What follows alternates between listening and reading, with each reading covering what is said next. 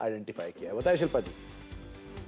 जी सुमित जी, क्योंकि आपने भी एकदम आइडेंटिफाई किया था कि आईसीआईसीआई बैंक में भी थर्स्ट बहुत स्ट्रांग है। हम्म। तो मेरे हिसाब से एक्चुअली आईसीआईसीआई बैंक एक ब्रेकआउट का वेट कर रहा है and very soon will see, because bank Nifty के पार्टिसिपेशन में आईसीआईसीआई बैंक का पार्टिसिपेशन इज मैंडेटरी। तो मेरे हिसाब से आपको नेक्स्ट सीरीज का 940 कॉल आईसीआईसीआई बैंक में जो 21 रुपीज में अभी चल रहा है, आपको यहाँ पे स्टॉप लॉस जो लगाना है वो रहेगा 13।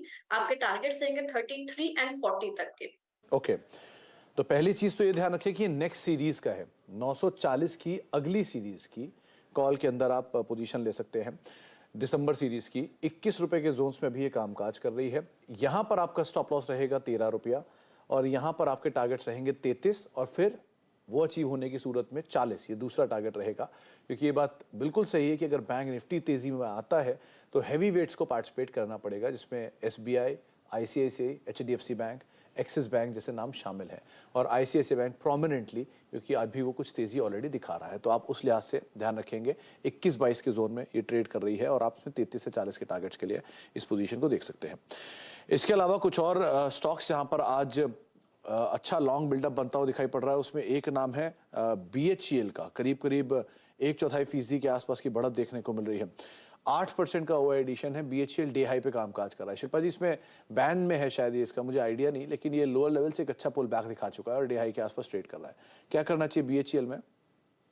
जी समझिए, बीएचईएल एक्चुअली बहुत अच्छे लेवल पे है। आपको स्टॉप लॉस रहेगा ऑफ कोर्स 69, लेकिन टारगेट 77 से 79, 80 तक के भी देखने को मिल सकते हैं। और क्योंकि मोमेंटम है, तो और जब भी ये काउंटर जब भी मोमेंटम में आता है तो ये थोड़ा चलता है। आई नो, एक एक दो तीन चार सेशन आपको ऐसे मिलेंगे जहां पे कंटिन्यूस एक मूवमेंट इसमें रहता है, तो डेफिनेटली पार्टिसिपेट करना चाहिए। आई थिंक ये मोमेंटम में आपको ये 77 78 तक को भी देखने को मिल जाएंगे कुछ ही दिनों में। हाँ, इनफैक्ट ये बीएचईएल और एफ&ओ बैन से बाहर आया है, आज ही बाहर आया, जिसके बाद भी ये मूव आता हुआ दिखाई पड़ रहा है। इनफैक्ट ये एफ&ओ बैन में था, लेकिन कल एफ&ओ बैन से बाहर आया, जिसका एक इम्पैक्ट भी शायद स्टॉक में देखने को मिला। तो 80 का एक टारगेट रहेगा, करीब 69 का एक स्टॉप लॉस यहाँ पर मेंटेन कर सकते हैं।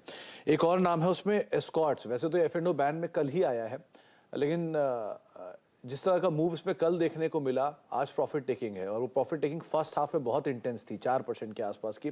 दोबारा अभी जो पुल बैक आया उसमें 0.5% नीचे कामकाज कर रहा है। तो जो इसकी स्ट्रेंथ है वो गिव अप तो नहीं कर रहा है। शिल्पा जी, क्या करना चाहिए स्कॉट्स के अंदर? एक और दूसरा, क्योंकि एफ&ओ बैन में है तो लॉन्ग तो नहीं बनेंगे, क्या कैश मार्केट में जा सकते हैं इसमें लॉन्ग? जी एक्चुअली कल भी हमने लास्ट स्टार के ट्रेड में आपके चैनल में हमने डिस्कस किया था स्कॉट्स, और मैंने बोला था कि 2200 का इसका एक एक्चुअली रेजिस्टेंस है। तो अभी के लिए लॉन्ग नहीं जाना चाहिए, आपको थोड़ा वेट करना पड़ेगा, because profit booking mandatory it looks के आएगा, बिकॉज मैसिव रैली था एक ही दिन में। तो यूजुअल ऐसा होता है कि नेक्स्ट डे आपको प्रॉफिट बुकिंग देखने को मिलता है। तो 2130 2120 तक का टारगेट था जहां पे प्रॉफिट बुकिंग आएगा। तो आज का लो भी on I mean in future that is 2142। तो लेकिन अभी वापस से 2200 के ऊपर जाता है देन ही किसी को ट्रेड करना चाहिए, अदरवाइज थोड़ा रुक जाना चाहिए, बिकॉज इतना स्ट्रॉन्ग मोमेंटम है। काउंटर भी हाई बीटा रहता है, मोमेंट बहुत स्ट्रॉन्ग रहता है, तो आप कहीं गलत साइड में कोई फंस जाएगा तो फिर निकलना मुश्किल है। तो अभी के लिए जस्ट सॉर्ट इट आउट, थोड़ा वेट करना चाहिए। लेट्स सी 2200 डिसाइसिवली ब्रीच कर रहा है कि या नहीं, अदरवाइज 2040 के अराउंड आपको वापस बाय करना चाहिए। 2040 के अराउंड बाय करिएगा, लेकिन 2200 को ब्रीच करने का वेट करिए। उसको अगर निकाल देता है उसके ऊपर 2220 ऑन अ सेफर साइड, तो आप आराम से इसके अंदर पोजीशन ले सकते हैं। लेकिन अभी के लिए एटलीस्ट वेट एंड वॉच ज़्यादा बेटर रहेगा। बहुत बहुत शुक्रिया शिल्पा जी हमारे साथ मौजूद रहने के लिए, सभी शेयरों पर बातचीत करने के लिए, बाजार पर अपनी राय रणनीति हमें बताने के लिए। स्टॉक्स जिन पे बातचीत हुई उसमें कंज्यूमर ड्यूरेबल स्पेस या फिर कंज्यूमर डिस्क्रिशनरी स्पेस शिल्पा जी को ज़्यादा पसंद है। टाइटन, हेवल्स, एशियन पेंट्स, 3 नाम जो कि उन्होंने खुद सुझाए हैं।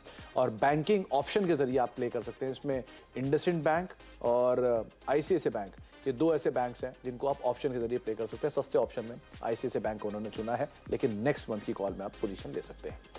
ब्रेक का वक्त हो गया है, ब्रेक के बाद लौटेंगे। आशीष वर्मा आपके साथ मौजूद होंगे, सास पोर सेंसेक्स लेके।